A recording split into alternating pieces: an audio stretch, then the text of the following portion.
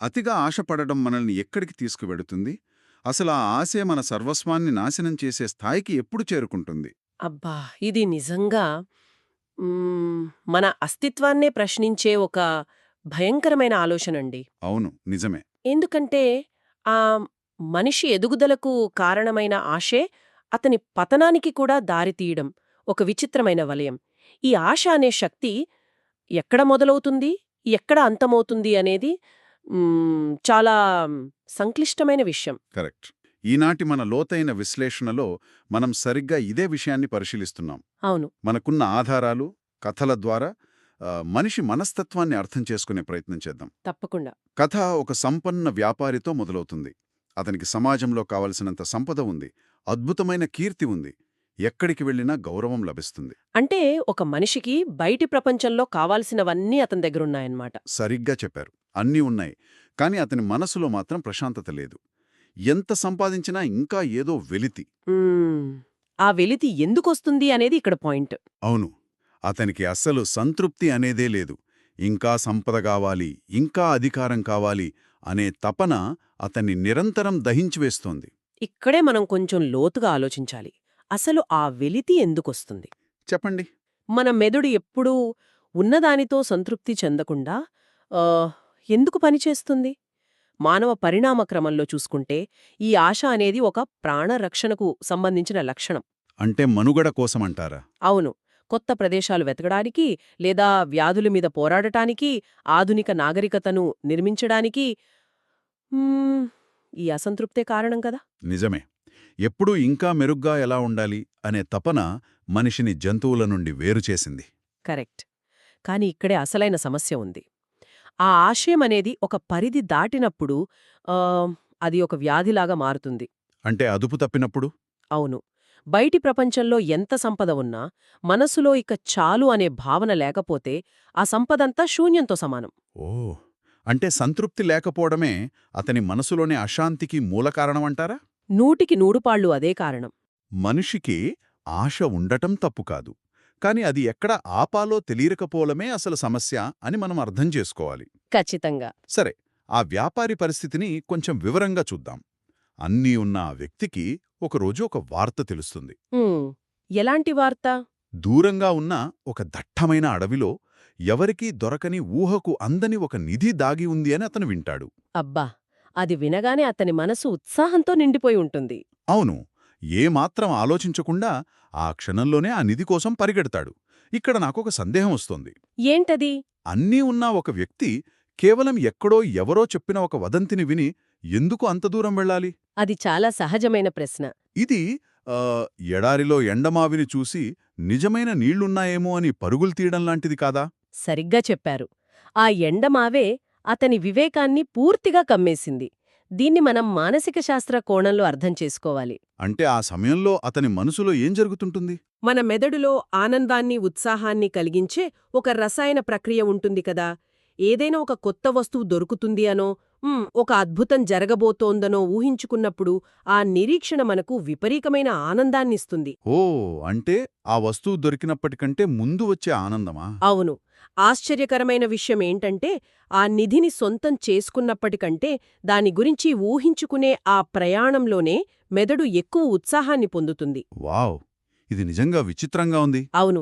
ఈ ఊహల వలయంలో చిక్కుకున్నప్పుడు, అది వదంతా లేక నిజమా, ఆ అడవి ఎలాంటిది, అక్కడికి వెళ్లడం సురక్షితమేనా అనే ఆలోచనలు పూర్తిగా ఆగిపోతాయి. అంటే ఆలోచనా శక్తి పంచేదనమాట. అంతే కదా!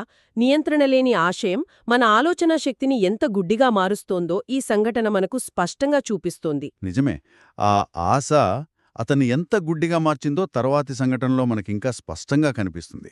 అతను ఆ అడవిలోకి వెళ్తున్న కొద్దీ ఒక ముసలి సన్యాసి కనిపిస్తాడు. హ్మ్. ఆ సన్యాసి ఏం చెప్తాడు? ఆ సన్యాసి వ్యాపారిని చూసి చాలా ప్రశాంతమైన స్వరంతో ఒక మాటంటాడు. ఏమని? కోరికల వెంట పరిగెత్తే మార్గం చాలా ప్రమాదకరమైనది. వెనక్కి తిరిగి వెళ్ళిపో అని హెచ్చరిస్తాడు. ఆ మాటలో ఎంతో లోతైన అనుభవం ఉంది. అవును. కాని ఆ వ్యాపారి ఏం చేశాడో తెలుసా? ఒక చిన్న చిరునవ్వు నవ్వి, నేనేం చేస్తున్నానో నాకు బాగా తెలుసు అని సమాధానమిస్తాడు. అబ్బా! ఇది చాలా మంది చేసే పొరపాటే. ఆ హెచ్చరికను పూర్తిగా పెడచెవిన పెట్టి ముందుకు సాగుతాడు. ఇక్కడ విషయం మరింత ఆసక్తికరంగా మారుతుంది. హ్మ్. ఎలాగంటే? జీవితంలో ఎంతో విజయం సాధించిన వ్యక్తులు ఎదుటివారు ఎంత మంచి సలహా ఇచ్చినా దాన్ని ఎందుకు స్వీకరించలేరు? ఇక్కడే హ్మ్, అహంకారం తెరపైకి వస్తుంది. విజయమనేది కొన్నిసార్లు ఒక చెడ్డ గురువులాంటిదే. చెడ్డ గురువు అంటారా? అదెలా?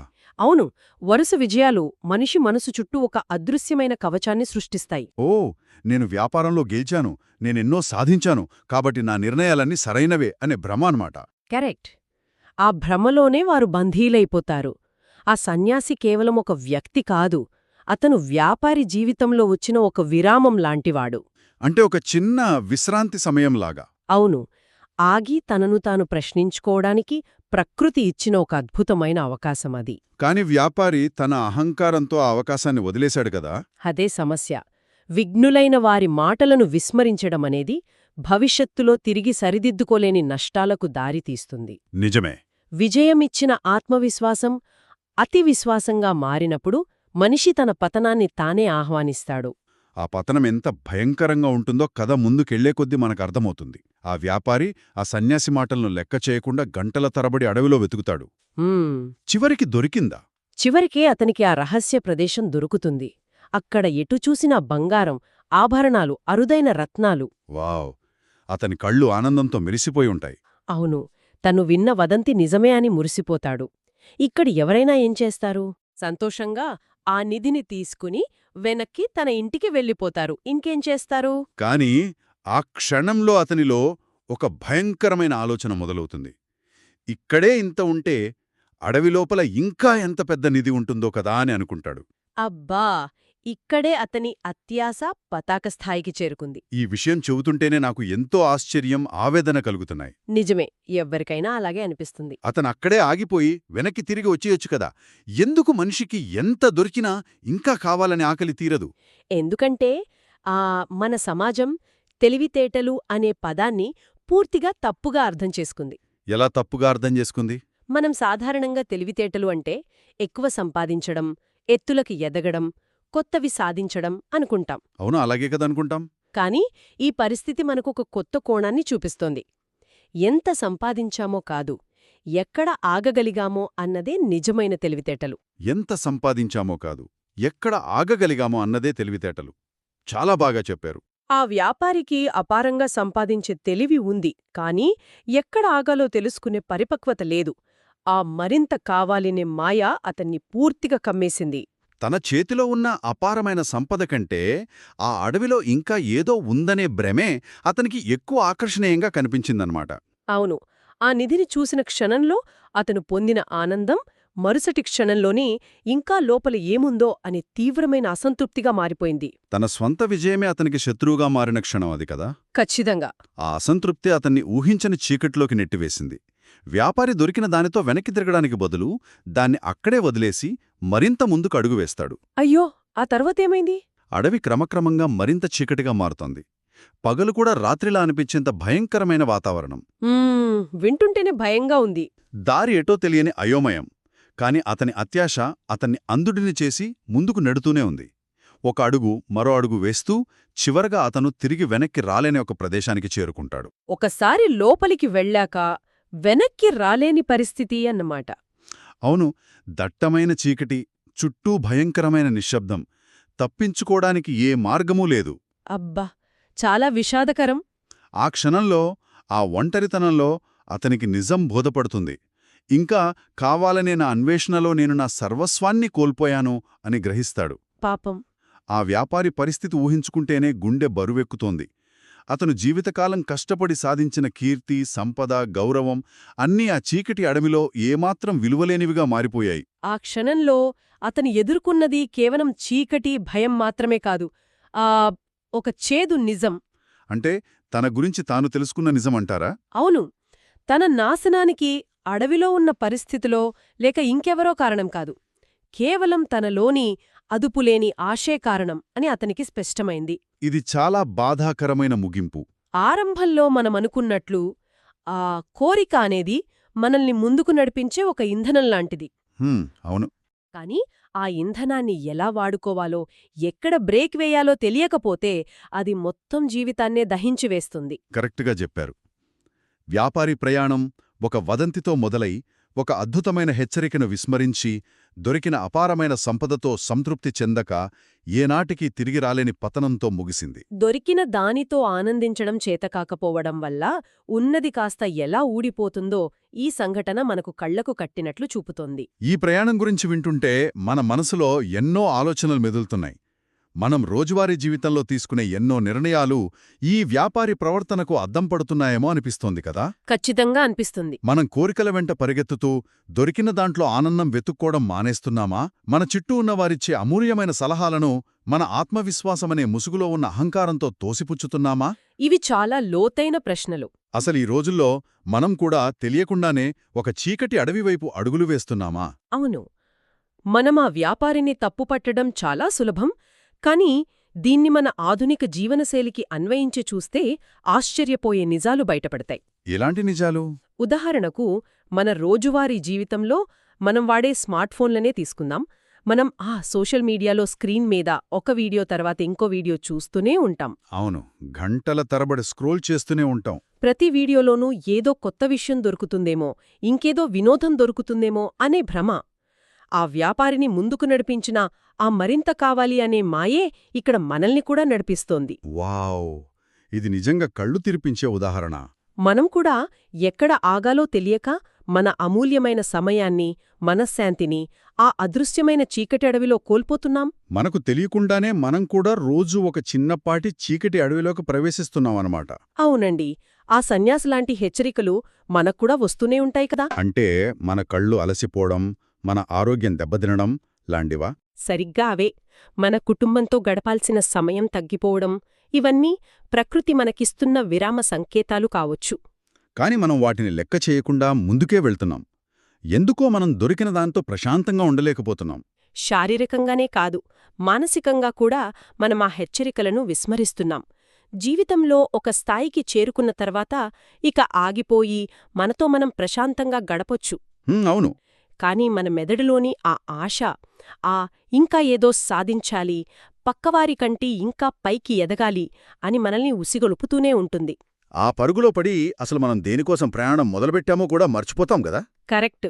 విజయానికి, వినాశనానికి మధ్యున్న ఆ సన్నని గీతను మనమే స్వయంగా చెరిపేస్తున్నాం. ఆ వ్యాపారికి దొరికిన నిధి మన జీవితంలో మనం సాధించిన విజయాలు లేదా సంపాదించిన ఆస్తులు కావచ్చు కదా. అవును, వాటిని అనుభవించడానికి బదులు, ఆనందించడానికి బదులు ఇంకా ఏదో వెతుక్కుంటూ మన ప్రశాంతతను నాశనం చేసుకుంటున్నాం.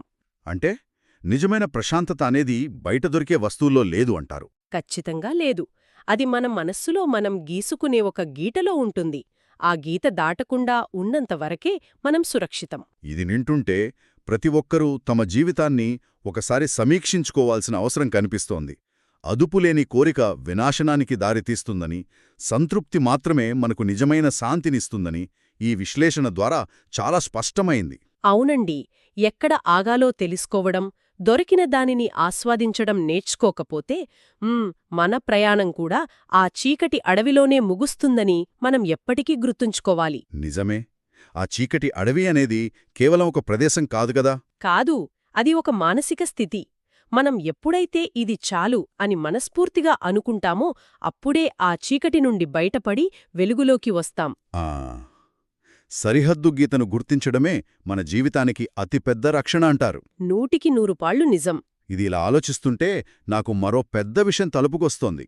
ఇది కేవలం ఒక వ్యక్తికి సంబంధించిన సమస్య మాత్రమే కాదు అనిపిస్తోంది. ఇంకెవరికి సంబంధించిందంటారు? ఒక్కసారి మన మొత్తం ఆధునిక ప్రపంచ ఆర్థిక వ్యవస్థ నిర్మాణాన్ని గమనించండి. అది అంతులేని వృద్ధి అనే పునాదిపై ఆధారపడి ఉంది. మీరు చాలా పెద్ద పాయింట్ లాగారిక్కడ. దేశాలు, పెద్ద పెద్ద సంస్థలు, వ్యాపారాలు ఎప్పుడూ పైకి వెళ్లాలేనే ఆలోచిస్తున్నాయి. లాభాలు ఎంత వచ్చినా ఇంకా పెరగాలి, ఉత్పత్తి ఇంకా పెరగాలి అనే పరుగు. అవును, ప్రతి ఒక్కరూ ఆ పరుగులోనే ఉన్నారు. కాని పరిమితమైన వనరులున్న ఈ భూమి మీద అపరిమితమైన వృద్ధి కావాలనుకోవడం ఎంతవరకు సాధ్యం? అదే కదా అసలు ప్రశ్న. అది అసాధ్యం కదా. సమాజంగా మనం కూడా ఎక్కడ ఆగాలో తెలియని ఆ వ్యాపారిలాగే పర్యావరణాన్ని నాశనం చేస్తూ ఒక భయంకరమైన చీకటి అడవిలోకి నడుస్తున్నామా? నిజంగా ఆలోచించాల్సిన విషయమే ఇది. ఏనాటికి తీరని ఈ దాహానికి ముగింపెక్కడా? ఒక వ్యవస్థగా, ఒక మానవ జాతిగా ఇక చాలు అని చెప్పే ధైర్యం మన సమాజానికి ఎప్పటికైనా వస్తుందా?